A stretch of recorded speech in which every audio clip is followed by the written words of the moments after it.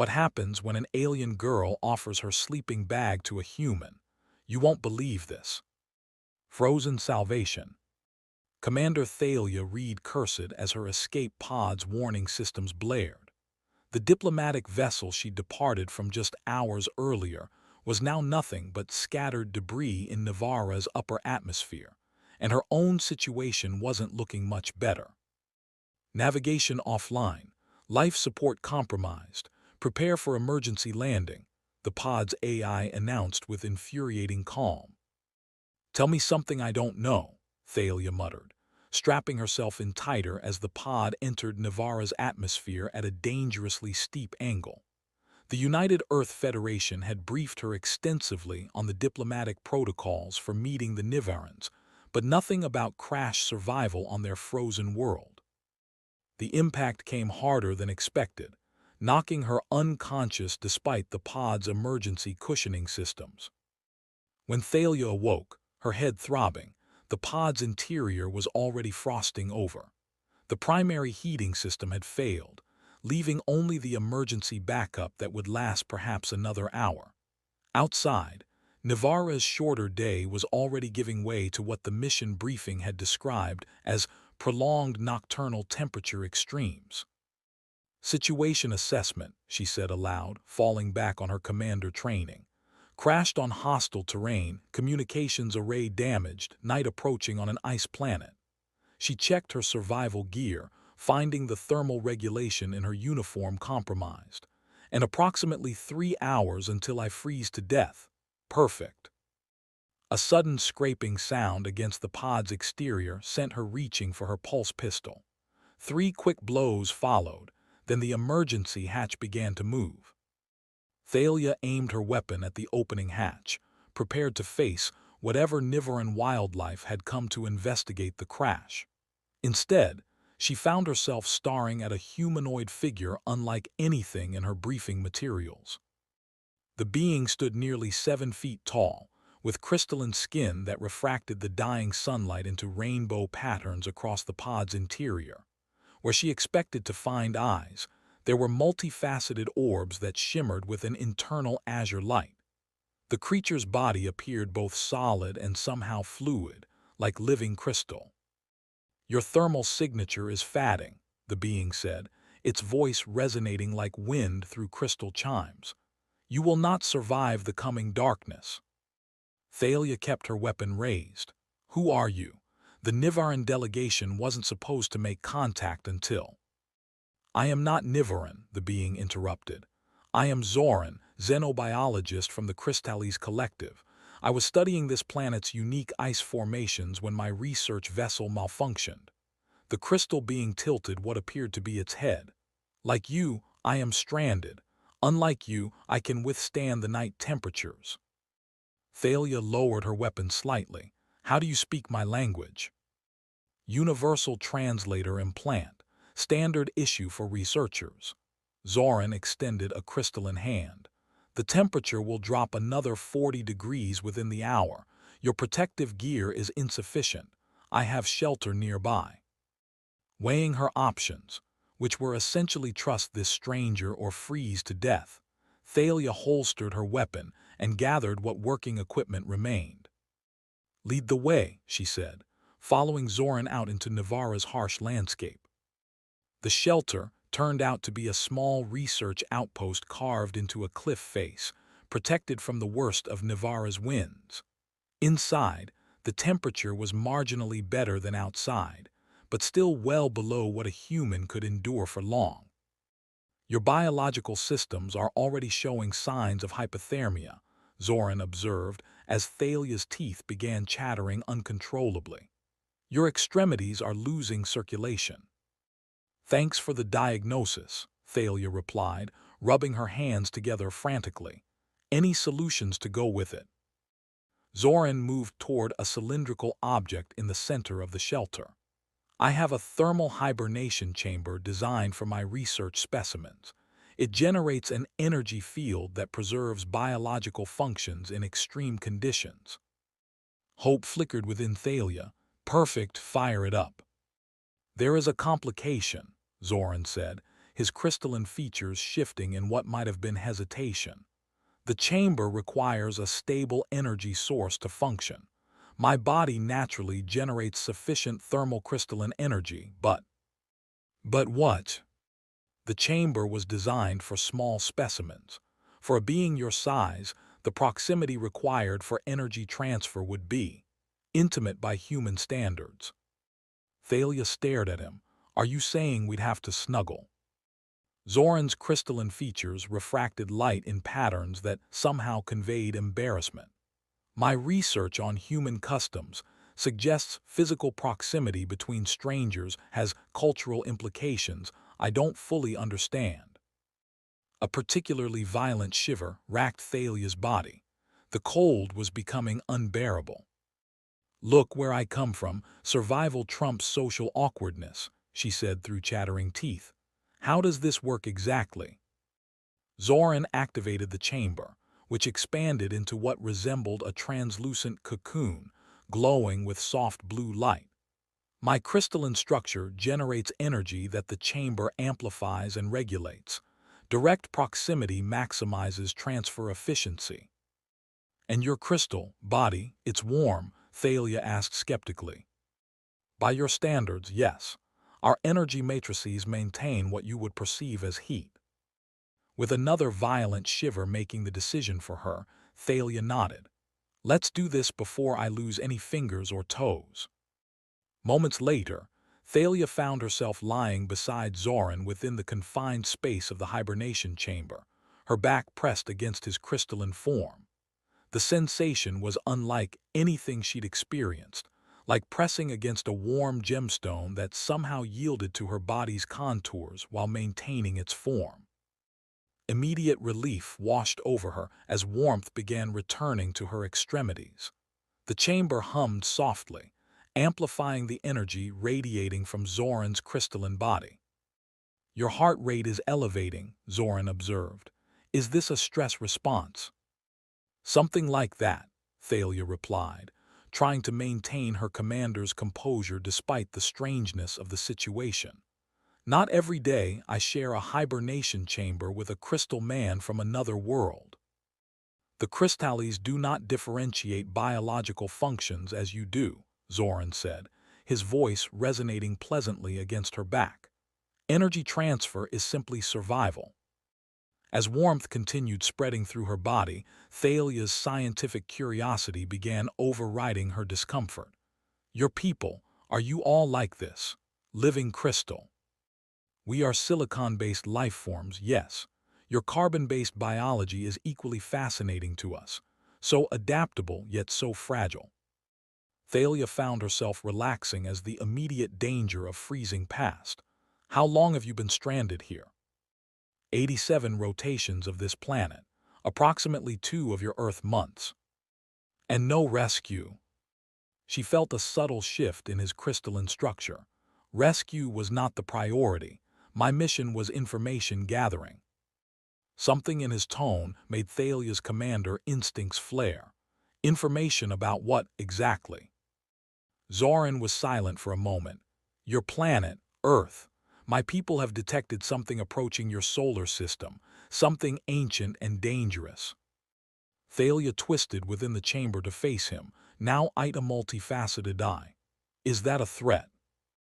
Not from us, Zoran replied, his azure eyes pulsing with what might have been concern.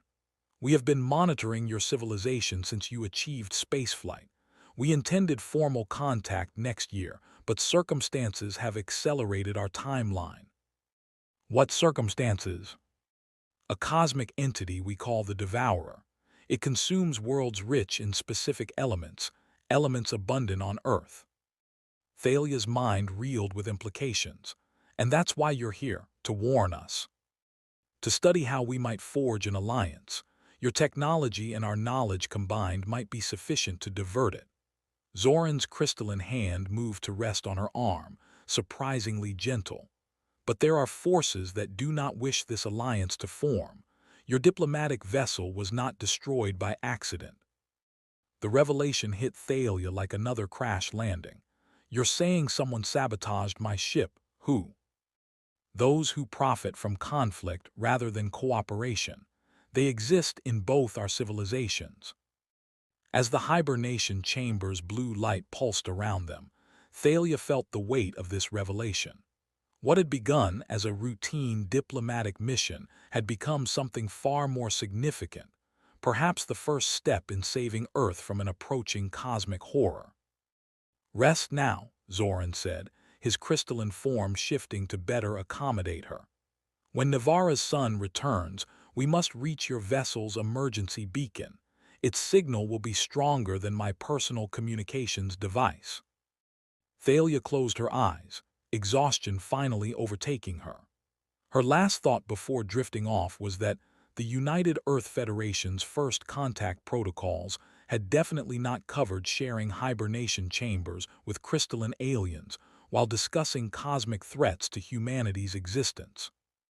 Yet somehow, pressed against Zoran's warm crystalline form, the galaxy's dangers seemed slightly less overwhelming. Burning truths. Thalia awakened to an unfamiliar sensation, warmth permeating her body despite the sub-freezing temperatures outside the hibernation chamber. For a moment, she forgot where she was until she felt the smooth, crystalline form of Zoran against her, his azure energy pulsing steadily. "Your sleep patterns are fascinating," Zoran observed, his multifaceted eyes studying her with scientific curiosity. "Your neural activity suggests you were experiencing what humans call dreams." Thalia cleared her throat, suddenly aware of their continued proximity within the confined space. "Just processing yesterday's events, I guess. Not every day your diplomatic mission ends with a crash landing and revelations about cosmic threats." Zoran's crystalline structure shifted slightly, a movement she was beginning to recognize as his version of a nod. "The Nivaran sun has returned. We should begin our journey to your vessel's emergency beacon." As they emerged from the hibernation chamber, Thalia immediately missed its warmth. Even with the return of daylight, Nivara remained dangerously cold. Zoran offered her a thin crystalline garment from his supplies. "This will help regulate your temperature," he explained as she slipped it over her damaged uniform. "It's composed of similar material to my outer layers. It transfers energy rather than trapping it." The garment immediately began warming her, drawing heat seemingly from nowhere. "Impressive technology," Thalia remarked, securing her limited surviving gear. "How far to the beacon?" "Approximately 12 kilometers across the ice fields," Zoran replied, gathering his research equipment. "We must move quickly. The saboteurs who destroyed your vessel will likely be tracking the beacon as well." As they set out across Nivara's frozen landscape, the planet revealed its treacherous beauty. Massive ice formations rose like crystal cathedrals, while beneath their feet the ground occasionally shifted with ominous creaks. The sun cast prismatic rainbows through ice columns, creating an otherworldly light display. "You mentioned a cosmic entity, the Devourer," Thalia said as they navigated a particularly difficult ice ridge. "What exactly are we facing?" Zoran's crystalline features darkened slightly. "It's a sentient anomaly composed primarily of dark energy. It migrates through galaxies, absorbing planets rich in specific radioactive elements." "Like Earth." "Precisely. Your planet's unusual concentration of fissionable materials makes it particularly attractive. The Devourer has already consumed 3 inhabited worlds in neighboring systems." Thalia processed this grim information. "And your people, the Crystales Collective, you've encountered it before." "We lost an outer colony world 2 centuries ago. Since then, we've dedicated considerable resources to tracking and studying it." Zoran paused at the crest of an ice formation, pointing to a distant valley. "We discovered a potential weakness in its energy signature, but exploiting it requires technology the Crystales don't possess." "Technology Earth has." "Your civilization's unique approach to particle physics, specifically your recent advances in quantum entanglement, could be adapted to create a disruption field." Combined with our crystalline energy manipulation, we might redirect the devourer away from populated systems. A loud crack interrupted their conversation as the ice beneath them shifted dangerously. Zoran grabbed Thalia's arm, pulling her back just as a crevasse opened where she had been standing. "The ice fields grow more unstable during midday," he explained. "We must proceed with caution." They continued in silence, picking their way carefully across the increasingly treacherous terrain. After several hours, they crested a final ridge to see Thalia's crashed escape pod in the distance, its emergency beacon still blinking faithfully. "Something's wrong," Thalia said, instinctively dropping to a crouch. "The pod's been moved. It wasn't at that angle when I left it." Zoran's multifaceted eyes pulsed with increased intensity. "You're correct, and there are thermal signatures surrounding it, 3 beings likely armed.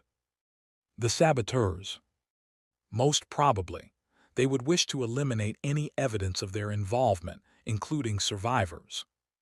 Thalia unholstered her pulse pistol, checking its charge. "How good are you in a fight?" "The Crystales are not warriors by nature," Zoran admitted, "but our physical structure has certain advantages." She nodded grimly. "Here's the plan. I'll circle around and create a diversion. When they're distracted, you reach the beacon and boost its signal to reach your people."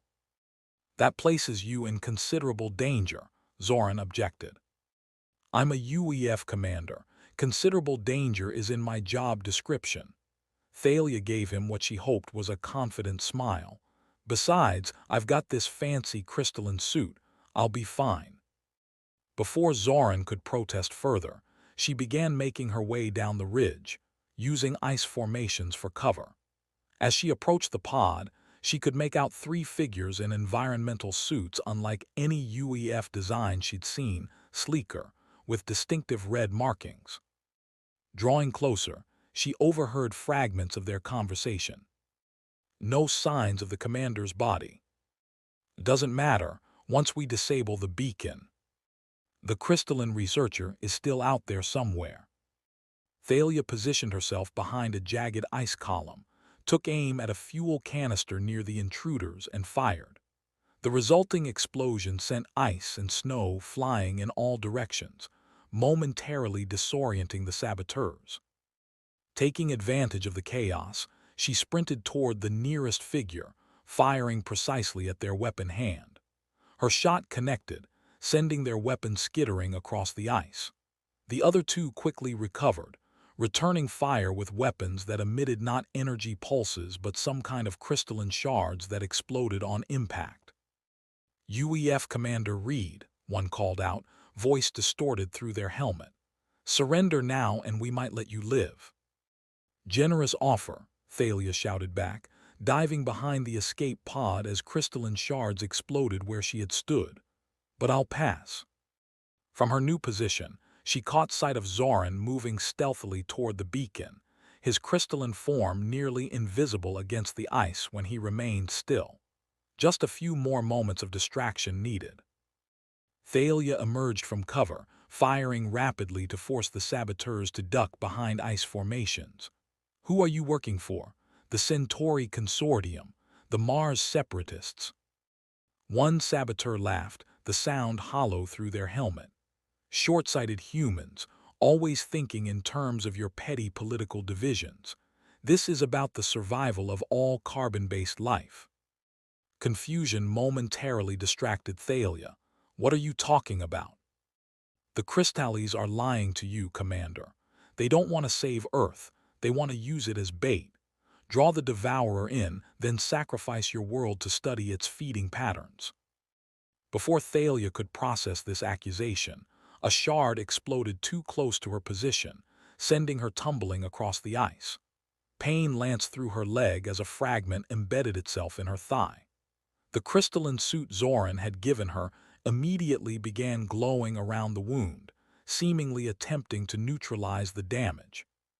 Through blurred vision, she saw Zoran reach the beacon, his crystalline hands working quickly over its controls.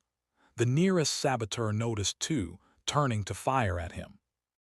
Zoran, Thalia shouted in warning, forcing herself upright despite the pain. What happened next occurred so quickly she almost couldn't track it. As the crystalline shards reached Zoran, his body seemed to shift, becoming momentarily transparent. The shards passed through him, exploding harmlessly against the ice behind. Then, in a fluid motion that defied his seemingly solid form, Zoran extended a crystalline appendage toward the saboteur. The appendage elongated impossibly, wrapping around the attacker before they could react. Taking advantage of the distraction, Thalia fired at the remaining saboteur, her shot connecting squarely with their chest. They crumpled to the ground as Zoran incapacitated the third. Limping toward the beacon, Thalia kept her weapon trained on the subdued saboteurs. Is what they said true? Is Earth just bait in your plan? Zoran's multifaceted eyes pulsed with what seemed like sadness. No, it is propaganda spread by those who profit from isolation. There are factions within both our civilizations who believe interaction with other species will dilute their power. How can I believe you? In response, Zoran extended a crystalline hand toward her injured leg. May I? Hesitantly, Thalia nodded.